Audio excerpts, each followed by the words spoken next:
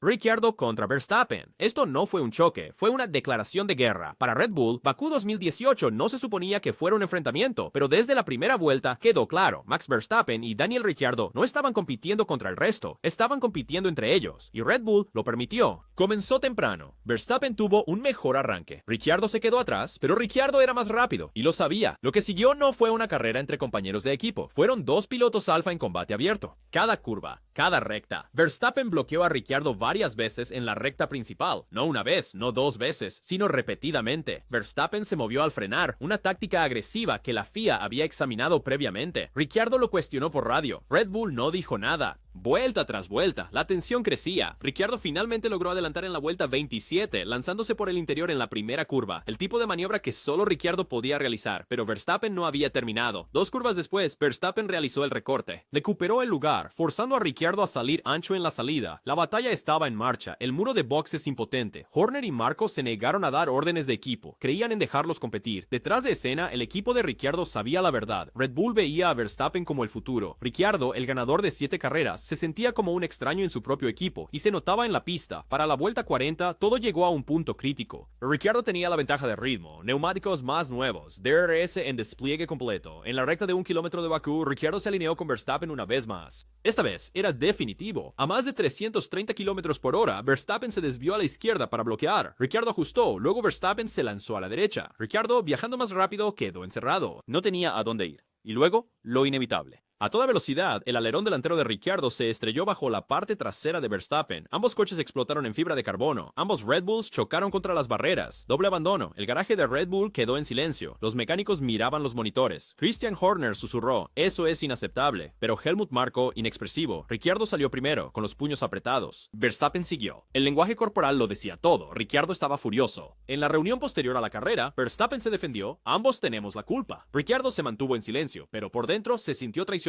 Sabía que el equipo protegería a Verstappen. Públicamente, Red Bull dijo que ambos pilotos eran igualmente responsables. En privado, el destino de Ricciardo estaba sellado. Bakú no fue solo un choque. Fue el momento en que Ricciardo se dio cuenta de que Red Bull ya no era su equipo. 3 meses después, anunció su sorprendente traslado a Renault. Bakú no solo terminó una carrera, terminó la carrera de Daniel Ricciardo en Red Bull. Hamilton contra Rosberg 2016. Cuando comenzó el Gran Premio de España de 2016, Mercedes no solo lideraba el campeonato, estaban dominando la Fórmula 1, pero bajo la pintura plateada, la rivalidad entre Hamilton y Rosberg estaba hirviendo. Nico Rosberg llegó a Barcelona después de 4 victorias consecutivas. Lideraba la carrera por el título cómodamente. Lewis Hamilton, el campeón defensor, estaba bajo presión, y detrás de las sonrisas en las entrevistas previas a la carrera, ambos sabían que este fin de semana no se trataba solo de la victoria, sino del control. Desde las luces de salida, Rosberg arrancó perfectamente desde el segundo lugar, adelantándose inmediatamente al pole-sitter Hamilton, pero solo segundos después surgió el primer punto de inflexión. Rosberg, al cambiar de modo después de la tercera curva, dejó por error su coche en la configuración incorrecta de recuperación de energía. Hamilton lo notó. Al salir de la tercera curva, el coche de Rosberg se desaceleró ligeramente debido a la falta de despliegue híbrido. Hamilton detrás sabía que esta era su única oportunidad. Ganó más de 20 km por hora de velocidad de cierre. Sandon Short llegó a Soren, Hamilton se comprometió a adelantar en la larga recta hacia la curva 4. Rosberg, consciente de su modo de motor comprometido, reaccionó agresivamente. Se movió una vez para defender la línea interior. Hamilton, imperturbable, se lanzó hacia el hueco. Entonces Rosberg hizo el segundo movimiento crucial, apretando su bloqueo defensivo más a la derecha, justo cuando Hamilton estaba completamente comprometido. A 290 km por hora, el neumático delantero izquierdo de Hamilton tocó el césped. A plena aceleración sin agarre, el coche de Hamilton giró violentamente de lado, reingresando a la pista de manera incontrolable. Rosberg, todavía en medio de la curva, solo pudo observar cómo el coche de Hamilton chocaba contra su pontón lateral. Ambos coches de Mercedes giraron juntos. Terminaron en la trampa de grava. 30 segundos después de que se apagaran las luces, el equipo con los coches más rápidos del mundo estaba fuera de la carrera. Doble abandono. Toto Wolff lanzó sus auriculares contra el muro de boxes. Niki Lauda se alejó furioso de las cámaras. La radio en vivo entre Hamilton y su ingeniero de carrera capturó la sorpresa. Me torpedearon. Inmediatamente después, ambos pilotos se culparon mutuamente. Hamilton argumentó que Rosberg se movió 2 veces, una clara violación de las reglas defensivas. Rosberg afirmó que tenía derecho a cerrar la puerta y que Hamilton forzó la situación. Los comisarios lo consideraron un incidente de carrera, pero dentro de Mercedes fue una catástrofe. Wolff convocó una reunión de emergencia a la mañana siguiente. Ingenieros, estrategas y ambos pilotos se sentaron en silencio mientras se reproducían las imágenes. No hubo castigo, pero el mensaje fue claro, nunca más. Sin embargo, el daño era irreversible. A partir de esa carrera, Nico Rosberg dejó de cooperar con Hamilton por completo. No más intercambio de datos, no más reuniones informativas, no más apretones de manos antes de la carrera. La guerra civil que hervía desde 2014 explotó ese día en Barcelona. No fue solo un choque, fue el exacto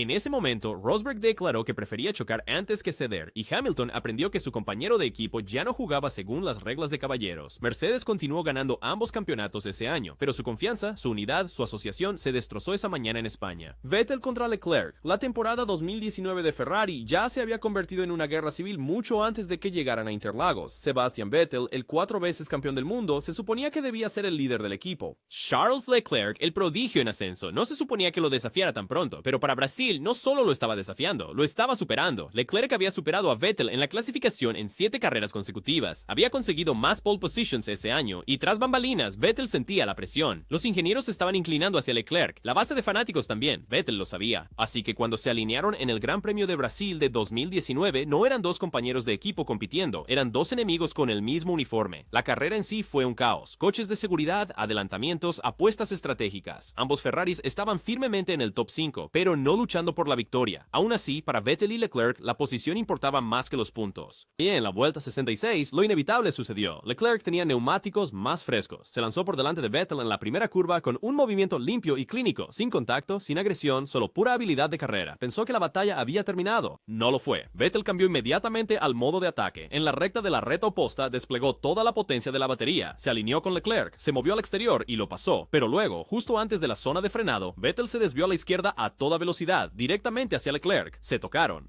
El contacto fue mínimo, pero el daño, catastrófico. La suspensión delantera derecha de Leclerc, rota. El neumático trasero de Vettel explotó casi instantáneamente. Ambos coches se detuvieron, doble abandono. La carrera de Ferrari, arruinada en segundos. Dentro del garaje, el silencio era más fuerte que los motores. Los mecánicos miraban la pantalla. Binotto parecía un hombre que había perdido el control de sus pilotos, porque lo había hecho. Por la radio del equipo, la voz de Vettel se escuchó con interferencias. ¿Qué estaba haciendo? Me golpeó. Leclerc, furioso, respondió. Él simplemente se cruzó en mi camino. Ninguno aceptó la culpa. Los medios se lanzaron. Los reporteros exigieron respuestas. Los fanáticos estallaron. ¿Quién tenía la culpa? ¿Leclerc, que había dejado poco espacio a Vettel? ¿O Vettel, quien inició el movimiento final? Ferrari se negó a asignar culpa públicamente. En privado había furia. Ambos pilotos fueron convocados para una reunión privada inmediatamente después de la carrera. Binotto dejó claro que, si esto volvía a suceder, habría consecuencias. Pero el daño ya estaba hecho. Brasil 2019 no fue solo una colisión, fue el momento en que Ferrari oficialmente perdió el control de su tercer equipo. Vettel se dio cuenta de que ya no era el líder indiscutible. Leclerc se dio cuenta de que Vettel nunca le permitiría tomar el control tranquilamente, y Ferrari se dio cuenta de algo aún peor. No tenían dos pilotos trabajando juntos, tenían dos pilotos en guerra, Webber contra Vettel. Esto no fue solo un incidente de carrera.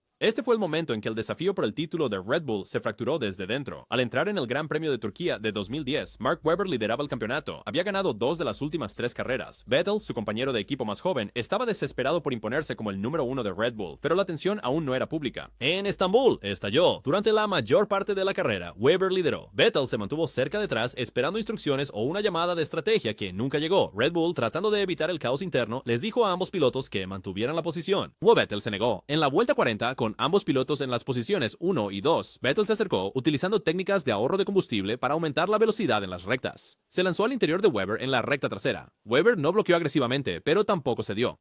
Cuando Vettel se puso a la par, se desvió a la izquierda, sutil pero suficiente. La rueda trasera derecha de Vettel hizo contacto con la delantera izquierda de Webber a más de 300 km por hora. Vettel giró instantáneamente. Coche roto, carrera terminada. Webber logró continuar con el alerón delantero dañado, terminando finalmente tercero. Pero la carrera no fue la historia, las consecuencias lo fueron. Inmediatamente después de salir de su coche destrozado, Vettel hizo el ahora infame gesto loco con la mano, girando su dedo en la cabeza mientras señalaba hacia Webber, culpándolo públicamente. El garaje de Red Bull se dividió en dos. Helmut Marko se puso del lado de Vettel. Christian Horner intentó mantenerse neutral, pero detrás de escena, Webber se sintió abandonado. En entrevistas después de la carrera, Webber no ocultó su frustración. No estoy sorprendido, dijo cuando le preguntaron sobre el movimiento de Vettel. Así es como funciona aquí. Esa frase lo confirmó. Red Bull tenía un piloto número 1 y no era Webber. Durante el resto de la temporada 2010, la tensión fue insoportable. En Silverstone, Webber ganó después de recibir un alerón delantero de segunda mano que previamente se había asignado a Vettel. Cuando le preguntaron si la victoria se sentía especial, Webber respondió sin rodeos. No está mal para un piloto número 2. La rivalidad interna de Red Bull no solo definió su lucha por el título en 2010, sino que redefinió cómo el equipo trató a sus pilotos durante la siguiente década. Y todo comenzó en Turquía, cuando dos compañeros de equipo luchando por la supremacía eligieron la colisión sobre el compromiso.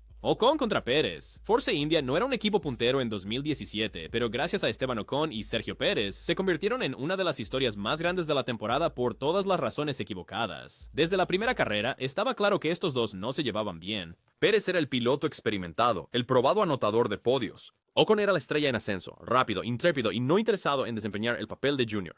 El resultado, una guerra civil de toda la temporada que convirtió a Force India de una máquina de puntos en un derby de demolición. Comenzó silenciosamente. En Canadá, Ocon era más rápido con neumáticos más frescos. Se emitieron órdenes de equipo. Déjalo pasar para atacar al coche de adelante. Pérez se negó. Ocon se quedó detrás, visiblemente más rápido, pero encerrado. El equipo perdió un podio potencial, pero la verdadera carnicería llegó en Azerbaiyán. En la vuelta 20 del Gran Premio de Bakú, ambos pilotos de Force India estaban entre los 5 primeros. Entonces Ocon intentó un adelantamiento en la curva 2. Pérez no cedió. El alerón delantero de Ocon rozó el neumático trasero de Pérez. La fibra de carbono explotó por toda la pista. Ambos coches resultaron dañados. Pérez perdió un podio. Ocon perdió un puesto entre los 5 primeros. Los mensajes de radio fueron brutales. Pérez culpó a Ocon. Ocon llamó a Pérez peligroso. La atmósfera en el garaje colapsó, pero no había terminado. En Spa, en Bélgica, la rivalidad alcanzó su punto máximo. En la recta hacia Les Combes a más de 300 km por hora, Pérez empujó a Ocon contra el muro, no una, sino 2 veces. El primer toque destrozó el alerón delantero de Ocon, el segundo dejó marcas negras de neumáticos en el costado del coche de Ocon a centímetros de sacarlo de la carrera. Ese momento podría haber terminado con ambas carreras, o peor. El director del equipo Force India, Otmar Szafnauer, estaba furioso.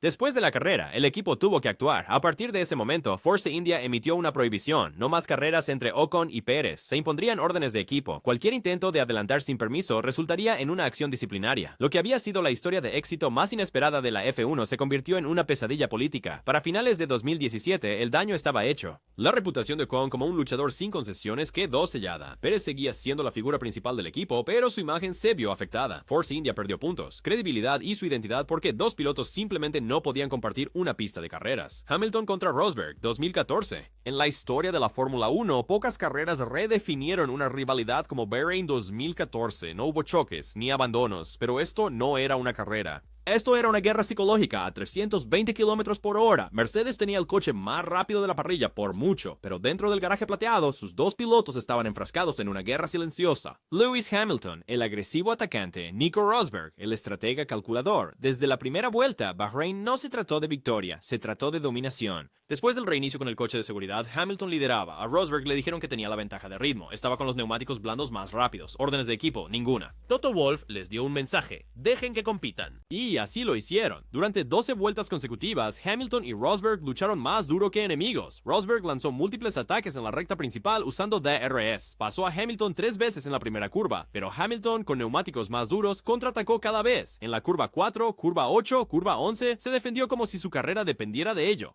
A 310 km por hora, ambos coches tocaron ruedas 2 veces. El tráfico de radio era un caos. Rosberg gritaba por más potencia. Hamilton, tranquilo en la radio, se concentraba solo en defender. En la cabina, ambos pilotos estaban anulando los modos del motor, usando configuraciones más allá de lo autorizado solo para ganar milisegundos de ventaja. Ninguno se preocupaba ya por la gestión del equipo. Al final de la vuelta 50, Rosberg hizo su intento final. Usando DRS, se puso al lado de Hamilton en la primera curva. Frenó más tarde. Fue más profundo. Hamilton, con neumáticos desgastados, se mantuvo al lado. En un momento de valentía increíble, Hamilton obligó a Rosberg a abrirse en la salida. Retomó el liderazgo y cerró la puerta en la curva 4. El garaje estaba en silencio. Niki Lauda, observando desde el muro de boxes, dijo simplemente: eso fue una verdadera carrera. La última oportunidad de Rosberg se había ido. Hamilton cruzó la línea primero. Victoria, su segunda victoria de la temporada. En el podio, Hamilton sonrió. Rosberg aplaudió educadamente. En la conferencia de prensa, Hamilton lo llamó la mejor carrera de su carrera. Rosberg, visiblemente furioso, respondió: fue la carrera más injusta que he hecho. Bahrein 2014 no fue una batalla por puntos, fue una declaración de intenciones. Desde esa carrera en adelante, la asociación de Mercedes estaba muerta. Rosberg y Hamilton ya no eran compañeros de equipo, y eran enemigos. Grosjean contra Magnussen. Haas llegó al Gran Premio de Gran Bretaña de 2019 desesperado por un resultado. Su VF19 era impredecible, con bajo rendimiento y descendiendo en la tabla del campeonato, pero lo que sucedió en Silverstone no fue mala suerte. Fue un desastre autoinfligido. Tanto Romain Grosjean como Kevin Magnussen se clasificaron en la mitad de la parrilla. Tenían una instrucción simple: evitar el contacto. En cambio, chocaron 2 veces en una sola vuelta. Al inicio de la carrera, Magnussen tuvo un mejor arranque. Grosjean se encerró. Intentó meterse por el interior en la curva 5, una cerrada a la izquierda donde ningún compañero sensato atacaría. Magnussen se desvió ligeramente a la izquierda, esperando que Grosjean se diera. Grosjean no lo hizo. El alerón delantero del coche de Grosjean rozó el neumático trasero izquierdo de Magnussen. Ambos coches sufrieron daños instantáneos. El alerón delantero de Grosjean se hizo añicos. El suelo y la suspensión de Magnussen quedaron comprometidos. Pero la vergüenza aún no había terminado. Cojeando de regreso a los pits, Magnussen intentó reincorporarse a la línea de carrera. Grosjean, cegado por los escombros de fibra de carbono, calculó mal el ápice en la curva 7 y golpeó a Magnussen nuevamente en la misma vuelta. Para cuando ambos coches llegaron a Calle de boxes. Los mecánicos de Haas sabían que todo había terminado. Ambos se retiraron de la carrera, un doble abandono en la primera vuelta. El jefe del equipo, Gunther Steiner, estaba sin palabras en el muro de boxes, pero después de la carrera no guardó silencio. Su ahora famosa cita lo resumió todo. Ya no me río. A puerta cerrada, la situación era peor. Ambos pilotos se culpaban mutuamente. Grosjean insistió en que Magnussen lo había apretado. Magnussen dijo que Grosjean debería haberse retirado. Steiner había tenido suficiente. Desde Silverstone en adelante, Haas impuso estrictas órdenes de equipo. No competir, no contacto, no excusas. El accidente en Silverstone no solo arruinó su fin de semana, destrozó la relación entre dos pilotos que una vez se llamaron amigos. Para muchos fanáticos, fue el momento en que Haas dejó de ser una historia de éxito de un desvalido y comenzó a ser un meme de Netflix. Hamilton contra Alonso. Esto no fue un accidente, fue un sabotaje puro y deliberado dentro del mismo garaje. En 2007, McLaren pensó que había construido su equipo soñado. Fernando Alonso, el vigente doble campeón del mundo. Lewis Hamilton, el fenómeno novato. Ambos rápidos, ambos hambrientos, ambos convencidos de que eran el líder del equipo. Pero a mitad de temporada, ese sueño estaba muerto. El Gran Premio de Hungría expuso cuán tóxica se había vuelto su relación. Sucedió durante la clasificación. En la Q3, McLaren utilizaba un sistema donde cada piloto tenía prioridad en carreras alternas para la posición en pista. Este fin de semana era el turno de Alonso de tener prioridad en la última vuelta, pero Hamilton, furioso por la actitud de Alonso en el garaje, ignoró el plan acordado. Se negó a dejar pasar a Alonso en la salida del pit. Ese retraso arruinó la vuelta de preparación de Alonso. Lo que sucedió a continuación cambió la temporada de McLaren. Durante sus últimas paradas en boxes, antes de la última vuelta rápida, Alonso entró primero para cambiar neumáticos. Hamilton hizo fila detrás, pero Alonso esperó. En lugar de irse cuando su parada terminó, se quedó allí. 5 segundos, 10 segundos. El equipo de boxes, confundido, le hizo gestos para que avanzara. No se movió. Alonso se quedó quieto, bloqueando a Hamilton, que estaba atrapado detrás de él en el box. Finalmente, Alonso se fue, pero para entonces, Hamilton no tenía tiempo para completar su vuelta de salida y comenzar su última vuelta rápida. Alonso tomó la pole provisional. Hamilton estaba furioso. El mensaje de radio de su ingeniero de carrera fue simple: nos han fastidiado. En el garaje, Ron Dennis parecía atónito. Después de la clasificación, la FIA investigó. Encontraron a Alonso culpable de comportamiento antideportivo y lo relegaron 5 posiciones en la parrilla. McLaren fue excluido de sumar puntos de constructores en esa carrera, pero el daño ya estaba hecho. Desde ese día en adelante, Alonso y Hamilton no eran compañeros de equipo, eran enemigos. Su rivalidad ya no era sobre la posición en la pista, se trataba de destruir las carreras del otro. Alonso dejó a McLaren solo unos meses después. Hamilton se quedó, pero el sabotaje en boxes de Hungría 2007 sigue siendo uno de los más brutales de la Fórmula 1. Peleas de equipo, porque esto no se trataba de un choque o contacto, se trataba de confianza, y Alonso la destruyó. Bottas contra Massa. Williams no se suponía que debía hacer noticia por colisiones entre compañeros de equipo. En 2016 tenían la alineación profesional más estable en la parrilla. Valtteri Bottas, tranquilo, calculador, el futuro del equipo. Felipe Massa, el veterano, el mentor del equipo. En teoría eran perfectos, pero en Bakú esa imagen se resquebrajó. Desde el momento en que comenzó la carrera, Bottas y Massa lucharon entre ellos más intensamente que contra sus verdaderos rivales, e ignoraron cada sutil indicación del muro de boxes para mantener la posición. Ambos creían ser el número 1 de Williams. Luego vino la vuelta 25. Ambos coches se lanzaron por la enorme recta de Bakú, la zona de aceleración total más larga de la Fórmula 1. En ese momento, Bottas tenía el rebufo de Massa. Massa se movió una vez para defender, como permitían las reglas. Bottas seguía acercándose. Luego Massa se desvió ligeramente de nuevo al frenar. Un movimiento doble peligroso a casi 340 km por hora. Bottas, negándose a retroceder, se quedó sin espacio en la pista. Raspó la pared. Chispas volaron de su alerón delantero. Massa, completamente inflexible, mantuvo su línea como si Bottas no estuviera allí. La radio se volvió loca. Felipe, deja pasar a Valtteri. Déjalo pasar, por favor. Massa lo ignoró. Ambos coches perdieron posiciones. En el garaje, la dirección de Williams observaba en silencio, pero dentro de la sala de estrategia, la ira explotó. Este no era un equipo luchando por el campeonato. Este era un equipo de media tabla saboteándose a sí mismo. Después de la carrera, la reunión fue fea. Bottas, normalmente muy frío, confrontó a Massa directamente. La respuesta de Massa: no me importa. Públicamente, Williams lo llamó un malentendido, pero a puertas cerradas estaba claro. Bottas había desobedecido órdenes. Massa había ignorado las instrucciones, y Williams tenía dos pilotos que ya no confiaban el uno en el otro. Para el resto de la temporada, Williams emitió órdenes de equipo más temprano en cada carrera. La libertad se había acabado. Bakú no fue solo una pelea de mitad de tabla, fue el momento en que Williams se dio cuenta de que el profesionalismo no impedía que dos pilotos pelearan como enemigos. Sainz contra Kvyat. En 2017, Toro Rosso no estaba luchando por campeonatos. Ni siquiera estaban luchando por podios, pero eso no impidió que Carlos Sainz y Daniil Kvyat se trataran como enemigos jurados. Todo llegó a un punto crítico en el Gran Premio de China. Sainz y Kvyat eran dos pilotos en problemas. Sainz sabía que Red Bull no tenía espacio para él, atrapado detrás de Verstappen y Ricciardo. Kvyat, degradado de Red Bull de vuelta a Toro Rosso, estaba compitiendo para salvar su carrera en la Fórmula 1. Ninguno quería desempeñar el papel de escudero. Ninguno estaba dispuesto a retroceder. Y en Shanghái ambos condujeron como tal. Al inicio, la pista estaba resbaladiza. Las condiciones mixtas hacían que cada movimiento fuera arriesgado. Sainz apostó por neumáticos y se cargó agresivamente y a través del grupo. Luego vino la curva 6. Kvyat mantuvo la línea interior. Sainz, más desesperado, se lanzó tarde por el interior. Kvyat, sin darse cuenta, giró. Sainz rozó la rueda trasera de su compañero de equipo. Kvyat se giró, casi chocando con varios coches mientras giraba por la pista. Los mensajes de radio explotaron. Kvyat gritó: ¿en qué estaba pensando? Sainz le dijo tranquilamente a su ingeniero: yo estaba allí. Giró, el daño estaba hecho. El coche de Kvyat estaba comprometido. Se retiró antes del final de la carrera. Sainz continuó para terminar en los puntos, pero la atmósfera del garaje estaba destruida. Detrás de escena, los jefes de Toro Rosso no estaban contentos. Helmut Marko observó desde Red Bull, y para Kvyat, eso fue la gota que colmó el vaso. Ya había sido degradado una vez. Ahora, chocar con un compañero de equipo junior selló su destino. Para octubre de ese año, Kvyat fue completamente apartado de Toro Rosso. Ese contacto en Shanghái no fue solo un incidente de carrera, fue el momento en que la carrera de Daniel Kvyat en Red Bull terminó oficialmente. Y Carlos Sainz también salió de Toro Rosso, cedido a Renault más tarde ese mismo año. Dos pilotos, un choque, ambos fuera,